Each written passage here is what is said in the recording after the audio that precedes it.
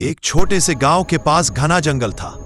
गांव वाले कहते थे कि उस जंगल में एक डायन रहती है, लंबे काले बालों वाली, सफेद साड़ी पहने, जो रात के अंधेरे में युवा लड़कों को अपनी मीठी आवाज से बुलाती है। जो भी उसकी आवाज सुनकर जंगल में जाता, वो कभी वापस नहीं आता।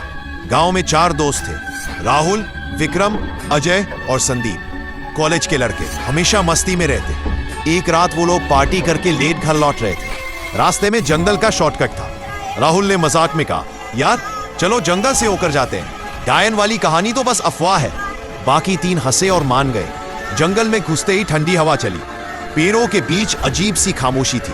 अचानक दूर से एक मीठी, लुभावनी औरत की आवाज आई, आओ ना, मेरे पास आओ, मुझे तुम्हारी जरूरत है। विक्रम रुक गया। ये क्या था? राहुल बोला, हवा का शोर होगा, चलो। लेकिन आवाज फिर आई, इस बार और करीब, तुम इतने हैंडसम हो, मेरे साथ चलो, मैं तुम्हें वो सुख दूंगी जो तुमने कभी सोचा भी नहीं। अजय का दिल जोर से धड़कने लगा। उसे लगा आवाज उसके नाम ले रही है। वो अनजाने में आगे बढ़ने लगा। संदीप ने